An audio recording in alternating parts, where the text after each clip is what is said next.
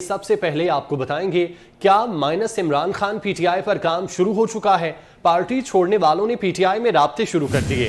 फवाद चौधरी ने मौलवी महमूद इमरान इस्माइल के हमरा अडयाला जेल में शाह महमूद कुरैशी से मुलाकात की। आमिर कियानी भी मौजूद थे। तमाम रहनुमाओं को मुलाकात के लिए खुसूसी कमरा दिया गया। अडयाला जेल के बाहर मीडिया से गुफ्तगू में फवाद चौधरी ने कहा, महमूद कुरैशी से मुलाकात में तफसीली गुफ्तगू हुई। असद उमर, परवेज खटक, फरूख हबीब से भी राबता हुआ है। दीगर लोगों से भी राबते हुए हैं। मिलकर जिद्दोजहद जारी रखेंगे। क्या माइनस इमरान खान पीटीआई पर काम शुरू हो गया? पार्टी छोड़ने वालों ने पीटीआई में राबते शुरू कर दिए। फवाद चौधरी ने महमूद मौलवी इमरान इस्माइल के हमरा अडयाला जेल में शाह महमूद कुरैशी से मुलाकात की। आमिर कियानी भी मौजूद थे। तमाम रहनुमाओं को मुलाकात के लिए खुसूसी कमरा दिया गया था। इसी पर बात करेंगे। सीनियर तज्जियाकार सना बुच्चा साहिबा ने हमें ज्वाइन किया है। सना बुच्चा साहिबा, ये जो सिचुएशन पैदा हो गई है, क्या माइनस इमरान खान पीटीआई शुरू हो गया, आप समझती हैं?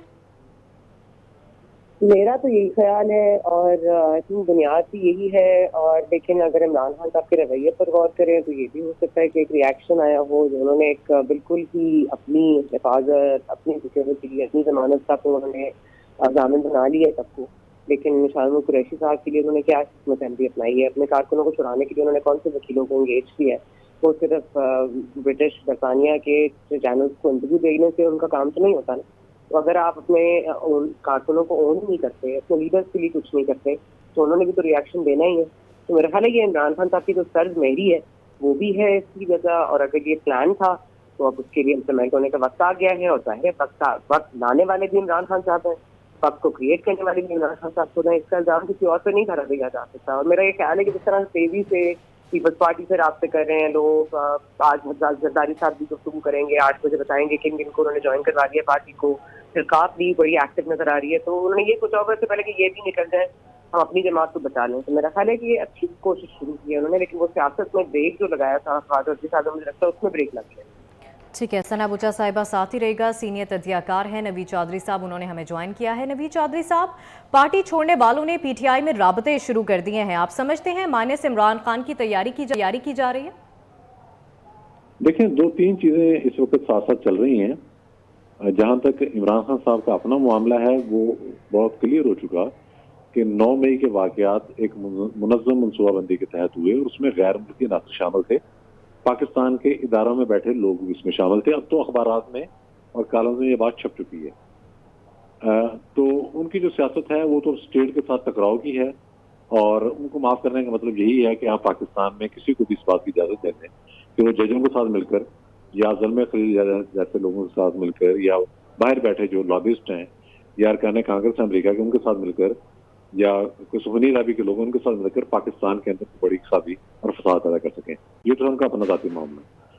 आगे पार्टी का मामला क्या है? पार्टी धारा ये एस्टेब्लिशमेंट ने बनाई है, इमरान खान साहब के वालिद साहब की जागीर नहीं है।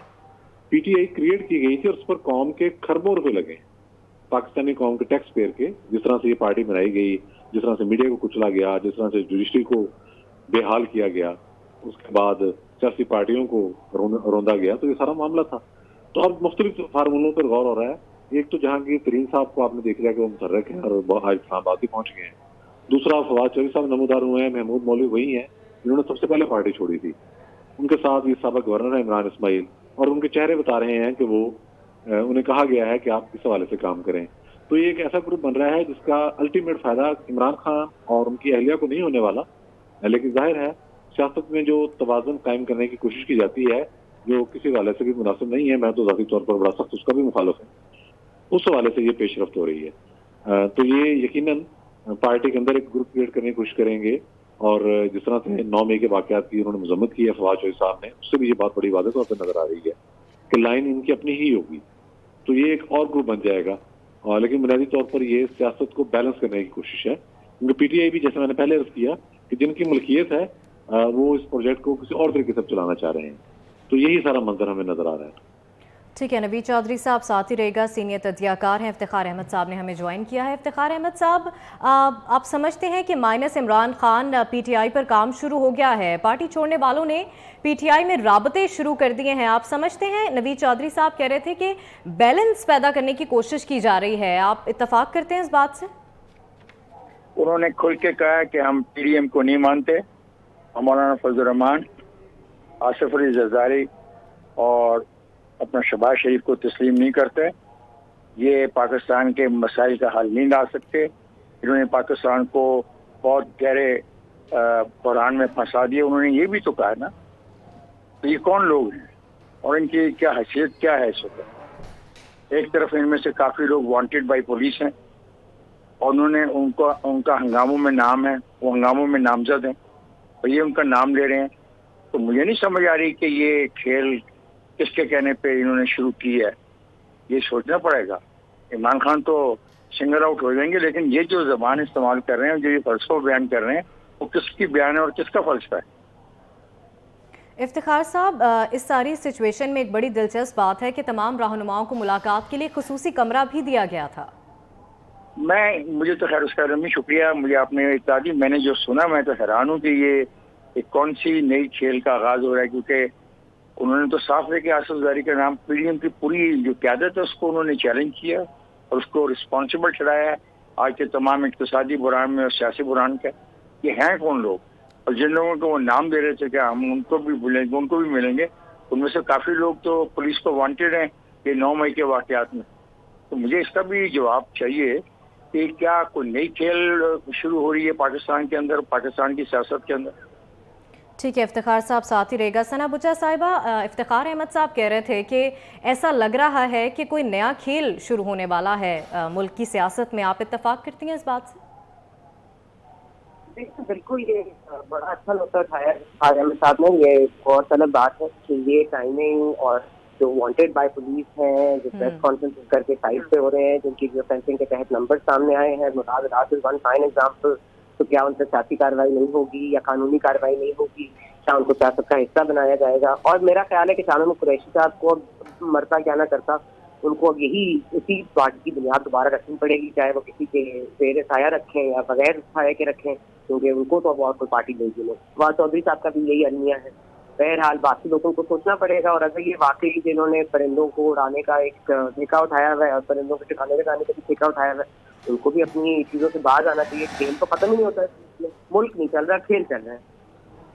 ٹھیک ہے, ثنا بچا صاحبہ, سینئر تجزیہ کار افتخار احمد صاحب اور نوید چودھری صاحب ہمارے ساتھ موجود ہیں. آپ دونوں کا بہت شکریہ. آگے بڑھیں, آپ کو بتائیں کہ army chief general Syed Asim Munir سے برطانوی فوج کے چیف آف جنرل سٹاف کی ملاقات ہوئی ہے. ISPR کے مطابق ملاقات میں علاقائی سلامتی سے متعلق امور پر بات چیت ہوئی. جنرل سر پیٹرک نکولس نے دہشت گردی کی جنگ میں پاک فوج کی قربانیوں اور کامیابیوں کا اعتراف بھی کیا. کہا پاک فوج نے خطے میں امن و استحکام کے لیے کامیاب کوششیں کی ہیں. Army chief general Syed Asim Munir سے برطانوی فوج کے chief of general staff general sir Patrick Nicholas نے جنرل ہیڈ کوارٹرز میں ملاقات کی ہے. ISPR کے مطابق ملاقات میں علاقائی سلامتی سے متعلق امور پر بات چیت بھی ہوئی.